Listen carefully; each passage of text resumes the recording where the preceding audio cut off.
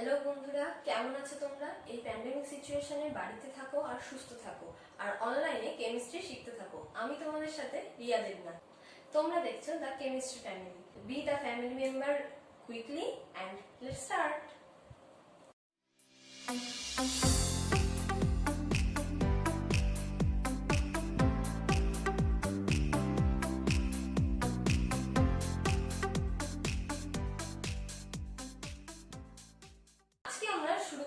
শুরু থেকে একদম first chapter some basic concepts of chemistry.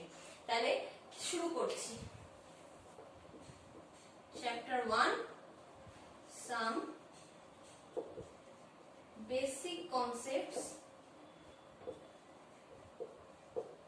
Of chemistry. এই চ্যাপ্টারটা তোমাদের ফিজিক্যাল কেমিস্ট্রির আন্ডারে পড়ছে। ফিজিক্যাল কেমিস্ট্রি বলতে দেখো, কেমিস্ট্রি স্ট্রিমটা যেটা তোমরা পড়ছো সেটাকে তোমরা তিনটে ভাগে পড়বে। কি কি? এক ভাগ হচ্ছে ইনঅর্গানিক, দ্বিতীয় ভাগ হচ্ছে অর্গানিক, আর তৃতীয় ভাগ হচ্ছে ফিজিক্যাল। তো চ্যাপ্টার 1টা যেটা তোমরা এখন পড়বে সেটা হচ্ছে ফিজিক্যালের আন্ডারে পড়ছে। ঠিক আছে, ফিজিক্যালের আন্ডারে মোটামুটি তোমাদের 11 এ সবথেকে বেশি চ্যাপ্টার হচ্ছে ফিজিক্যালের আন্ডারে পড়ছে। চ্যাপ্টার 7টা চ্যাপ্টার মনে হয় ফিজিক্যালে পড়ছে, 5টা চ্যাপ্টার পড়ছে ইনঅর্গানিক আর 2টো চ্যাপ্টার পড়ছে অর্গানিকে। তার মানে অর্গানিকের পার্টটাই ক্লাস 11 এ খুব কম আছে। তাহলে এই অর্গানিকের পার্টটা তোমরা পড়ছো গিয়ে ক্লাস 12 এ ভাস্ট লার্জ সিলেবাসে। ঠিক আছে, তা আপাতত আমাদের ফিজিক্যালের পার্ট শুরু হচ্ছে। তাহলে some basic concepts of chemistry, তার মানে এটা হচ্ছে আমাদের বেসিক কনসেপ্ট। কিসের জন্য? আমাদের এই ফিজিক্যাল কেমিস্ট্রি ফার্দার এগিয়ে নিয়ে যাওয়ার জন্য যে যে ডিটেইলস গুলো দরকার তার বেসিক জিনিসটা আমরা এই ফার্স্ট চ্যাপ্টার থেকে পাবো। ওকে, তাহলে ফার্স্ট চ্যাপ্টারের কেমিস্ট্রি বলতে আমরা কি বুঝছি তাহলে সেটা আগে বুঝে নিই। কেমিস্ট্রি হচ্ছে এমন একটা জিনিস যেটা যে কোনো জড় পদার্থ, মানে নন লিভিং থিংস, যে কোনো জড় পদার্থ, এটা একটা জড় পদার্থ, এই বোর্ডটা একটা জড় পদার্থ, প্রত্যেকটা জড় পদার্থের সোর্স কোথা থেকে, উৎস কি, প্রপার্টিজ কি, ক্যারেক্টারিস্টিক্স কি, শেপস কি, ওকে, তার কি কি এক্সচেঞ্জ রূপান্তর হতে পারে, তারপরে ধরো কি কি ক্রিয়া বিক্রিয়া হতে পারে, যেমন পড়েছো রিঅ্যাকশন হয়, কিছু রেডক্স রিঅ্যাকশন করবে, বিভিন্ন ক্রিয়া বিক্রিয়া কি কি হয় সেই জিনিসটা নন লিভিং থিংস এর ক্ষেত্রে, অবশ্যই কিন্তু নন লিভিং থিংস এর ক্ষেত্রে যা যা দেখা যাচ্ছে সব কিন্তু আমরা এই কেমিস্ট্রির মধ্যে পড়বো, বিভিন্ন ভাগে পড়বো। এই ফার্স্ট চ্যাপ্টারটা আমরা কয়েকটা ভাগে ভাগে পড়বো। আজকে ভাগটা পড়বো হচ্ছে আমরা ফার্স্ট ভাগ যেটা আমরা পড়বো আজকে সেটা হচ্ছে nature of matter. Nature of matter, আর তার সাথে কি পড়বো, কিছু ইউনিটস পড়বো যেগুলো আমাদের ফিজিক্যাল কেমিস্ট্রি ক্যালকুলেশনের জন্য ফার্দার আমাদের খুব প্রয়োজনীয়। সেই ইউনিটস গুলো আমাদের জানা খুব দরকার। এই জায়গাগুলো তোমাদের সিবিএসসি কাট করে দিয়েছে, সিলেবাস কমিয়ে দিয়েছে, কিন্তু এই জিনিসগুলো না জেনে তো এগোনো যাবে না। তো স্বাভাবিক এইগুলো জেনে নাও, কিন্তু যেখান থেকে তোমাদের সিলেবাস আছে রিভাইজের টাইমে সেখান থেকে রিভাইজ দিও, কিন্তু এই জিনিসগুলো জানা খুব দরকার। তাহলে নেচার অফ ম্যাটার, ম্যাটার জিনিসটা তোমরা সবাই এর আগে পড়েছো। ম্যাটার বা পদার্থ, পদার্থের বিষয়টা সবাই জানো কম বেশি। পদার্থ কি? যেটা ইন্দ্রিয়গ্রাহ্য, তার মানে আমাদের সেন্সর যেগুলো আছে, চোখ, নাক, মুখ, হাত বা ত্বক, স্কিন, এগুলো দিয়ে যেগুলো আমরা ফিল করতে পারছি সেগুলোকে আমরা কি বলবো, ইন্দ্রিয়গ্রাহ্য বা সেন্সর দিয়ে আমরা যেগুলো বুঝতে পারছি। তার মানে এটাকে যে আমি ধরে রয়েছে, এটা একটা শক্ত জিনিস, এটা আমি ধরে ফিল করতে পারছি, তার মানে এটাকে আমি একটা ক্রাইটেরিয়া অনুযায়ী ম্যাটারের মধ্যে ফেলছি। সেকেন্ডটা কি, এর একটা ওয়েট থাকবে, আচ্ছা সবকিছুর একটা ভর আছে, ওজন আছে। যে যে জিনিসগুলো ধরো এই বোর্ডটা, এটার একটা ওজন আছে, ঠিক আছে, এটার একটা ওজন আছে, হয়ে গেল। এবার আরেকটা ক্রাইটেরিয়া কি, যে একটা নির্দিষ্ট জায়গা দখল করে থাকবে। দেখো এই বোর্ডটাকে আমি এই দেয়ালে লাগিয়েছি, তার মানে কি দেয়ালের এতটা জায়গাও দখল করে রয়েছে, কি তাই তো? এই পেনটাকে যদি বোর্ডের এখানটা রাখি তাহলে ও কি করছে, এই বোর্ডটার এই জায়গাটাকে নষ্ট করে দিচ্ছে, মানে ও দখল করে রয়েছে। তার মানে এই তিনটে ক্রাইটেরিয়া যাদের মধ্যে থাকছে তারা কি, ম্যাটার, তার মানে পদার্থ। ম্যাটার, ম্যাটারকে কি করছি আমরা, দুটো ক্লাসিফিকেশন করছি। এক হচ্ছে ফিজিক্যাল ক্লাসিফিকেশন, ফিজিক্যাল ক্লাসিফিকেশন বা ভৌত পদার্থ, ঠিক আছে। আরেকটা হচ্ছে কেমিক্যাল ক্লাসিফিকেশন, কেমিক্যাল ক্লাসিফিকেশন বা রাসায়নিক পদার্থ। ভৌত আর রাসায়নিক পদার্থ এই দুটো ভাগে আমরা ভাগ করছি পদার্থকে। এইবার এই যে ভৌত পদার্থগুলো রয়েছে তার মধ্যে যে ভাগ হচ্ছে সেগুলো তোমরা এই জাস্ট রিসেন্ট ক্লাস 10 এ পড়েছো। কি কি পড়েছো বলে ফেলো। তিনটে ভাগ করেছো, কি কি? কঠিন বা সলিড, লিকুইড বা তরল, আর গ্যাস, তাই তো, বা গ্যাসীয়। এই তিনটে ভাগ করেছো। এই তিনটে সম্পর্কে তোমাদের যথেষ্ট ধারণা আছে। আর এই রাসায়নিকটাকেও আবার ভাগ করা হচ্ছে দুটো ভাগে। কি কি? মিক্সচার, মিক্সচার বা মিশ্রণ, ঠিক আছে। আর দ্বিতীয়টা হচ্ছে বিশুদ্ধ পদার্থ বা পিওর সাবস্টেন্স। ওকে, পিওর সাবস্টেন্স, এটা পুরো লিখে নিও এখানটা, পিওর সাবস্টেন্স বা বিশুদ্ধ পদার্থ। আচ্ছা, এবার মিক্সচার, মিক্সচার মানে বুঝতেই পারছো যে দুটো, যে কোনো দুটো জিনিসের মিশ্রণ ঘটানো হয়েছে, সেটা যে কোনো অনুপাতে হতে পারে। আমাকে মেশানো দিয়ে কথা, আমরা মিক্সচারে ধরো চিনির জল বানাচ্ছ, জল আর চিনি মিশিয়েছো, যে কোনো রেশিওতে মিশিয়েছো তুমি। ধরো তোমার বোন 1 চামচ চিনি দিয়েছে 1 গ্লাস জলে, তুমি 1 চামচের জায়গায় 2 চামচ চিনি দিলে 1 গ্লাস জলে। তার মানে কি, যে কোনো অনুপাতে তোমরা মিশিয়ে ফেলেছো, যে কোনো রেশিওতে মেশানো হয়ে গেছে, কিন্তু কি ওটা হলো মিক্সচার। দুটো জিনিস, দুটো আলাদা রকমের জিনিস তোমরা মিশিয়ে ফেলেছো, দ্যাট ইজ মিক্সচার। আচ্ছা ঠিক আছে, এবার দেখো মিক্সচার থেকে আমরা এই করছি কি, হোমোজেনাস আর হেটেরোজেনাস। আচ্ছা, হোমোজেনাস বা সমসত্ব, হেটেরোজেনাস বা অসমসত্ব। তার মানে নাম শুনেই বোঝা যাচ্ছে হোমোজেনাস মানে কি সমান কিছু একটা হবে, আর হেটেরো মানে কি আলাদা কিছু একটা হবে। এবার ধরো তুমি নিয়েছো চিনির দ্রবণ, ঠিক আছে, চিনির দ্রবণ। এবার দেখো চিনির দ্রবণে কি হচ্ছে, যদি এই 1 গ্লাস জলের মধ্যে এটা যদি পুরো দ্রবণটা হয়, চিনি ধরো পুরো গুলে গেছে, গুলে যাওয়ার পর তুমি ওখান থেকে এই ধরো একটুখানি অংশ কি করলে, একটা বাটিতে ট্রান্সফার করলে, এইটুকুনি জল এখানে ট্রান্সফার করলে, ঠিক আছে। এইখানে জলটা খেয়ে দেখলে, ঠিক আছে, যে মিষ্টিটা লাগলো, তুমি যদি এই গ্লাসের জলটা খাও সেই মিষ্টি লাগবে। তার মানে কি, আমার এই দ্রবণ থেকে মেশানোর পর আমি এখান থেকে নিয়ে, এখান থেকে নিয়ে, যে কোনো জায়গা থেকে নিয়ে আমার চিনি আর জলের রেশিওটা সেম, আমার মিষ্টিটা সব জায়গায় একই লাগবে এমন মানে এখানে চিনিটা বেশি মিষ্টি হলো, এখানে চিনিটা কম মিষ্টি হলো, সেটা নিশ্চয়ই হয় না। তাহলে বোঝা গেছে কি হোমোজেনাস বা সমসত্ব মিশ্রণটা কি, ক্লিয়ার। আচ্ছা, এবার হেটেরোজেনাস। হেটেরোজেনাসে ধরো এরকম একটা সারফেসের মধ্যেই প্লেট হোক বা কিছুর মধ্যে ধরো লবণ নিয়েছো, ঠিক আছে, লবণের দানা এরকম ছড়িয়ে নিয়েছো, আর তার সাথে কি নিয়েছো, চিনি নিয়েছো, চিনি কিউব এরকম ভাবে রয়েছে। ওকে, এবার দেখো লবণ চিনি এইভাবে মিশিয়ে রেখেছো, এরা কি পুরো মিশে এমন কিছু, কেউ সলভেন্ট কেউ সলিউট হয়েছে, মিশে গেছে? চিনিকে লবণের মতন দেখতে হয়েছে বা লবণকে চিনির মতন দেখতে হয়েছে? হয়নি। তার মানে কি হয়েছে, এখানে দেখো তুমি এই সাইড থেকে ধরো 1 মুঠো তুললে, তোমার হাতে আগে চিনির দানাগুলো উঠে এলো, কারণ কি ওগুলো বড় বড় রয়েছে, হাতে লাগছে তোমার বেশি, চিনির দানা উঠলো, সাথে কিছু লবণ উঠলো। এখানে যে কটা চিনির দানা উঠলো, দেখা গেল এইখান থেকে তুমি যখন তুলছো, এই সাইড থেকে নিচ্ছ, তখন দেখা গেল চিনির দানা কম উঠছে, কারণ ওদিকে হয়তো বেশি নেই, মিক্সিংটা সব ভালো মতন হয়নি। বা যদি তুমি এরকম কোনো পাত্রের মধ্যে নিয়ে এই মিশ্রণটা মেশাও, দেখবে লবণগুলো নিচে পড়ে রয়েছে, চিনিগুলো এই ওপরে চলে এসেছে। তার মানে কি হচ্ছে, আমি যদি ওপর থেকে কাজ করে ঢালি, তার মানে চিনি পাবো শুধু, তাই তো, লবণের পরিমাণ কম পাবো। তাহলে এটা কি আমাদের রেশিওটা সেম হলো, সব জায়গায় কি সব সেম অ্যামাউন্টে গেল না? তার মানে এটা হচ্ছে হেটেরোজেনাস মিক্সচার। বোঝা গেছে? আচ্ছা, এবার নেক্সট আসো পিওর সাবস্টেন্স। পিওর সাবস্টেন্স মানে নামটা শুনলেই বোঝা যাচ্ছে পিওর কিছু, মিশ্রণ না, মানে মিক্স করা হয়নি একে তার সাথে, ওকে তার সাথে মিক্স করিনি। আচ্ছা, তার মধ্যে দেখো এখানে পিওর সাবস্টেন্সটাকে আমরা দুটো ভাগে ভাগ করছি। একটু মুছে দিলাম, দেখতে তোমাদের নাহলে অসুবিধা হবে। আচ্ছা, পিওর সাবস্টেন্স কে ভাগ করছি আমরা দুটো ভাগে, এলিমেন্ট আর কম্পাউন্ড। কেমন?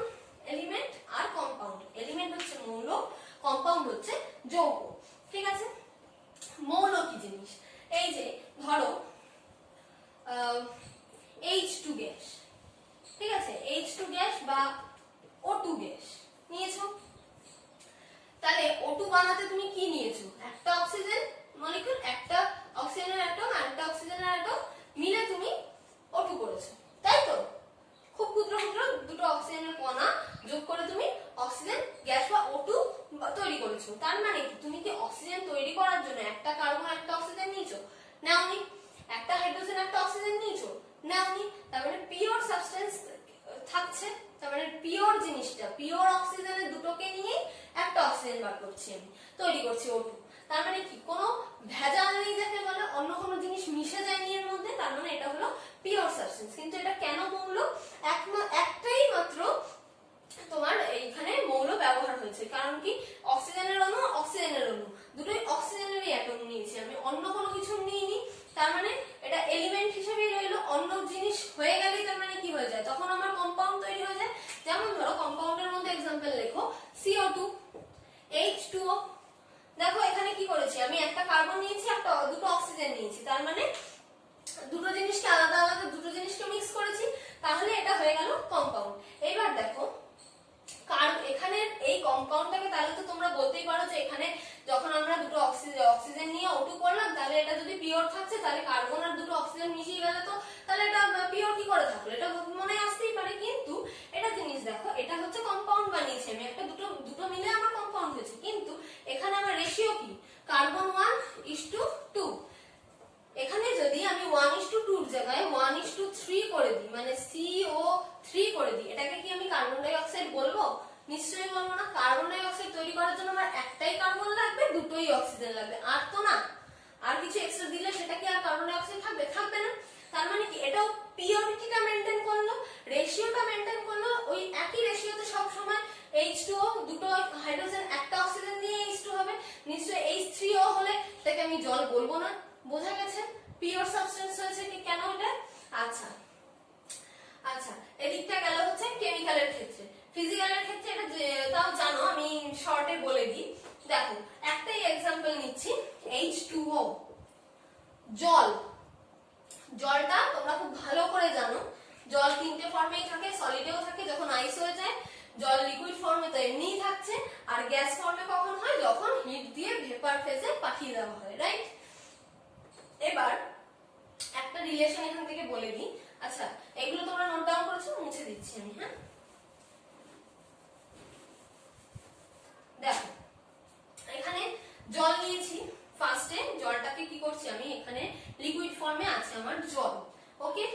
তাহলে সেটাকে আমি কুল করব। কি করি? ফ্রিজে ঢুকিয়ে কুল করি, ঠান্ডা করি। তাহলে এবার কি তৈরি হবে আমার? আইস তৈরি হবে। সেটা কি সলিড ফর্ম আমার, কি তাই তো? Solid foam. আবার দেখো বাড়িতে দেখেছো যখন মায়েরা রান্না বসায়, কোনো সবজি সেদ্ধ করবে বা কিছু, কড়াইতে কি করে, সবজি দিয়ে জল দিয়ে ঢেকে দেয়। ঢাকনাটা কেন দেয়? যখনই এরকম ভাবে ঢেকে দেওয়া হচ্ছে, এখানে ধরো জল নেওয়া হয়েছে, যা যা নেওয়া হয়েছে, জলটা কি হচ্ছে, নিচ থেকে বার্নারের হিট পাচ্ছে, তখন কি করছে, এই জলটা কি হচ্ছে বলো, ভেপার হয়ে এই যে এখানে আমি এটা কভারটা দিয়েছি, কভারটা গায়ে গিয়ে জমবে। তাহলে যখন কভারটা সরানো হয় তখন কি দেখা যায়, এরকম এরকম এরকম করে জমে রয়েছে বুন্দু বুন্দু হয়ে, তাই তো? এভাবে কি জমে রয়েছে, জলের এরকম মানে ছোট ছোট ছোট ছোট এরকম দেখা যায় জল কণা হিসাবে, তাই তো? এবার যখন তুমি ওটাকে এই হিটের জায়গা থেকে সরিয়ে সাইডে এনে নিলে, এনে এরকম কাজ করবে, তখন কি হয়, এই জলবিন্দুগুলো, এই ছোট ছোট এগুলো মিশে একটা বড় কণা হয়ে নিচে ড্রপটা পড়ে। তার মানে কি হচ্ছে, গেছিল তো এখান থেকে হিট খেয়ে ভেপার ফেজে, তাই তো? ভেপার ফেজে গেছিল, সেখান থেকে আবার ঠান্ডা যেই পেলো, সরিয়ে এনেছি মানে কি ঠান্ডা হয়ে গেছে, ঠান্ডা পেয়ে তখন আবার লিকুইড ফর্মে ফেরত চলে এলো। তার মানে আমি এখান থেকে কি লিখতে পারি, এই জায়গাটা লিখতে পারি না, এইখান থেকে ভেপার ফেজ থেকে কুল হয়ে আবার লিকুইড ফেজে এসছে, কি তাই তো? ভেপার ফেজ থেকে কুল করলে লিকুইড ফেজ পাচ্ছি, লিকুইড ফেজ থেকেও কুল করলে সলিড ফেজ পাচ্ছি। আবার এটাও সত্যি, দেখো ফ্রিজ থেকে তুমি বরফটা বার করছো, রাইট, ফ্রিজ থেকে বরফটা বার করছো, সাথে সাথে কি তোমার ওখানে বরফটা সাথে সাথে বের করলে জল হয়ে যাচ্ছে? হচ্ছে না। কি করে জল হচ্ছে?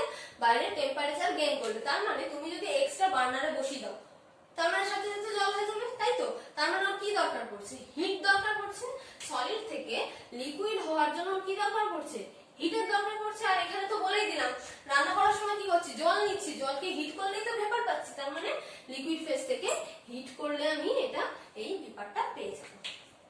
ক্লিয়ার? বোঝা গেছে? আচ্ছা, এই চারটা আমার সাথে সাথে করে ফেলছো নিশ্চয়ই। এবার শুরু হচ্ছে ইম্পর্টেন্ট ইউনিটস। কিছু ইউনিটস আমাকে জানতে হবে যেগুলোর আমার এসআই আর সিজিএস ইউনিটগুলো আমার খুব দরকার পড়বে। কখন লাগবে? ফিজিক্যালের যে ম্যাথগুলো আমাকে ক্যালকুলেশন করতে হবে, অনেক ক্ষেত্রে আমাকে বলে দেবে সিজিএস এ আছে কিন্তু এসআই তে অ্যানসার বার করতে দিয়েছে, তা আমাকে এই জিনিসগুলো ভালো করে মনে রাখতে হবে। তো এইগুলো আমার সাথে সাথে একদম নোট ডাউন করতে থাকো, ঠিক আছে, খাতায়। ওকে, এখানে সিজিএস এসআই দেখো, যেগুলো অসুবিধা হবে আমি সাইডে বুঝিয়েও দেবো টাফ গুলোকে। নরমাল তোমরা এরিয়াটা জানো, এরিয়া সিজিএস কি হবে? সেন্টিমিটার স্কয়ার, ওকে, আর এসআই এর কি? Metre square. হয়ে গেল? আচ্ছা, সেকেন্ড আসলো ভলিউম। ভলিউমেরটাও তোমরা জানো কি হয়? সেন্টিমিটার কিউব আর মিটার কিউব। ক্লিয়ার? আচ্ছা, থার্ড আসো ডেনসিটি। ওকে, ডেনসিটিটা হয় গ্রাম সেন্টিমিটার টু দি পাওয়ার -3 অথবা এসআই তে হয় KG metre to the power -3। এটা এলো কোথা থেকে? একটা রিলেশন আমরা জানি, কি জানি? Rho equals to M by V. এটা আমরা জানি। রো মানে ডেনসিটি, এম হচ্ছে মাস, ভি মানে ভলিউম। তাহলে মাসের ইউনিট কি? আগে সিজিএস এই বলো, গ্রাম, কি তাই তো? আর ভলিউমের ইউনিট কি? সিজিএস এর সেন্টিমিটার কিউব। বসিয়ে দাও। তাহলে এটা যখন এইটা নিচ থেকে উপরে যায় তখন কি হয়? Centimetre to the power -3। Same ভাবে এসআই তে গ্রামের জায়গায় এটা কেজি হবে, এটা মিটার কিউব হবে। তার মানে কিভাবে আমরা ডেনসিটি এটা পেলাম, বোঝা গেল? ক্লিয়ার? আচ্ছা, তারপরে আসো অ্যাক্সিলারেশন। অ্যাক্সিলারেশন, ওকে, অ্যাক্সিলারেশনটা কি হবে? Centimetre second to the power -2। আচ্ছা দাঁড়াও, এটা লেখার আগে দাঁড়াও ভেলোসিটিটাকে বলে নি, এক্সপ্রেশন বলতে সুবিধা হবে।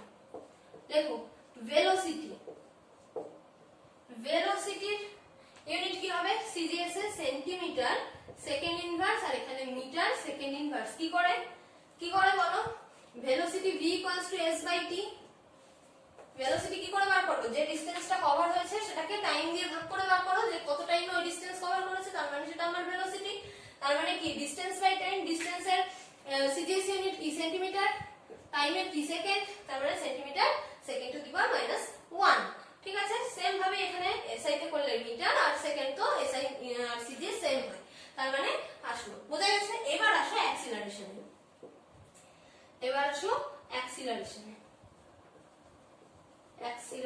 অ্যাক্সিলারেশন মানে দেখো centimetre second to the power -2 metre second to the power -2। কি করে? এটাও দেখো, অ্যাক্সিলারেশন মানে হচ্ছে ভেলোসিটি পার টাইম। তাহলে ভেলোসিটিটা কি ছিল? Centimetre second to the power -1 ছিল। টাইমটা কি? সেকেন্ড, তার মানে এটাকে উপরে তুললে কি হবে? Centimetre second to the power -2। Same ভাবে এসআই তে metre second to the power -2। Clear? লিখে নাও বা ভিডিওটা পজ করে এটা টুকে ফেলো। আচ্ছা,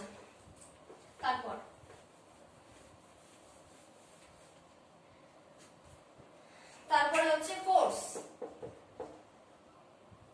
ফোর্সের লেখো, সিজিএস এ হচ্ছে ডাইন আর এসআই তে হচ্ছে নিউটন। এটা স্ট্যান্ডার্ড। এবার এটা আসছে কোথা থেকে সেটা দেখো। ডাইন মানে gram centimetre second to the power -2 আর নিউটন মানে KG metre second to the power -2। তার মানে কোথাও যদি দেখো যে তোমাকে বলা হয়েছে যে ফোর্স বার করো, ঠিক আছে? ফোর্স বার করলে তোমার লাস্ট দেখা গেল কাটাকাটি করে এসছে ইউনিটস গুলো কেজি মিটার -2। তার মানে এই ইউনিটে থাকলে তুমি এটাকে সরাসরি নিউটন বা এন দিয়ে ডিনোট করতে পারো। সেম ভাবে এটাও gram centimetre second to the power -2 আসলে লাইনে তুমি প্রেজেন্ট করতে পারো। ওকে, দেন প্রেসার। প্রেসারের ইউনিট হচ্ছে ডাইন সেন্টিমিটার টু দি পাওয়ার -2 আর এখানে newton metre to the power -2। Okay, এবার দেখো ডাইন মানে এই লাস্ট কি বলা হয়েছে, gram centimetre second to the power -2 বসিয়ে দাও, gram centimetre second to the power -2 হলো। আর কি এখানে এখনো আছে সেন্টিমিটার টু দি পাওয়ার -2, তার মানে এটা কি +1, এটা -2, তার মানে কি থাকবে -1 gram centimetre -1 second to the power -2। বোঝা যাচ্ছে? সেম ভাবে এখান থেকে দেখো নিউটনে কি আছে, KG metre second to the power -2 into metre to the power -2, তার মানে থাকবে KG metre to the power -1 second to the power -2। Okay, আচ্ছা এটা উনি করে নাও, পজ করে লিখে নাও। ওকে, তারপরে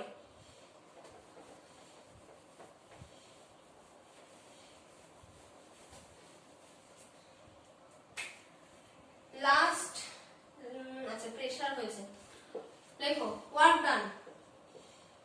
ওয়ার্ক ডান, ওয়ার্ক ডান হচ্ছে আর এখানে, আর এইখানে হচ্ছে জুল।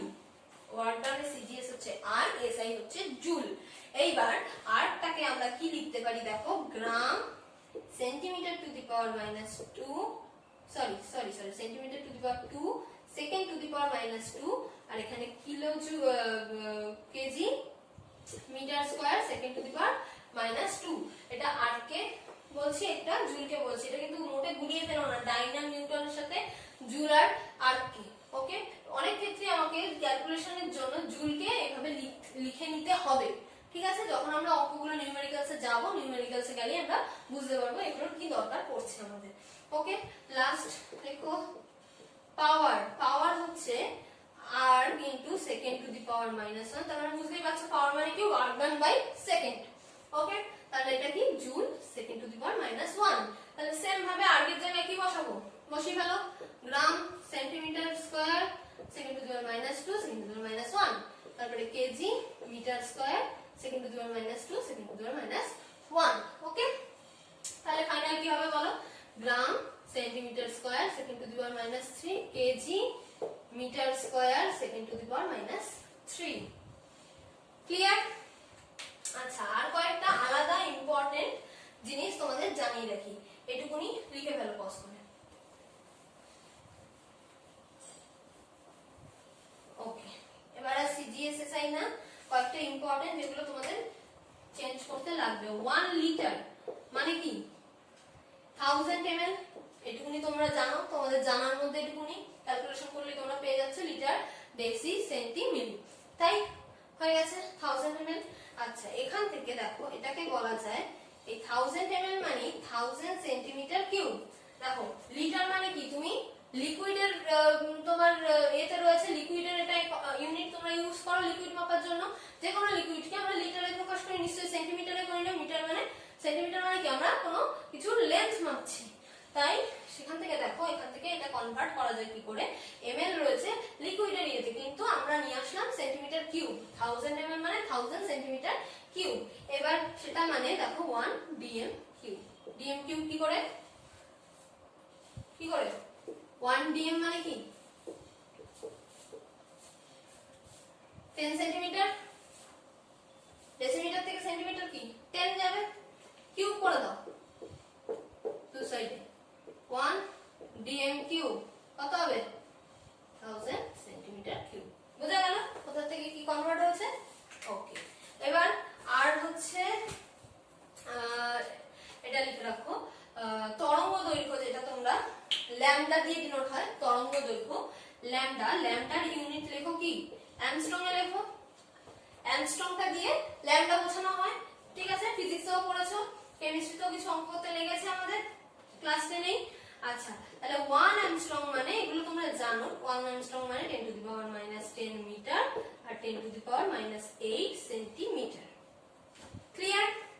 আর কয়েকটা যেমন লিখে রাখো 1 ন্যানোমিটার মানে 10 to the power -9 metre, 1 picometre মানে 10 টু দি পাওয়ার -12 মিটার। ঠিক আছে, আজকে তাহলে এইটুকুনি থাকলো আমাদের। তোমাদের বাড়ির কাজ হচ্ছে এই ইউনিটস গুলোকে নিজেদের মতন একটা খাতার সুন্দর করে ফ্রেশ করে লিখে রাখবে, কনভার্সন গুলো লিখে লিখে মুখস্থ করে ফেলবে, যাতে পরের যখন নিউমেরিক্যালস এর ভিডিও আসবে তোমরা আমার করার আগে জানো তোমরা করে ফেলতে পারো। ঠিক আছে, তাহলে আজকের জন্য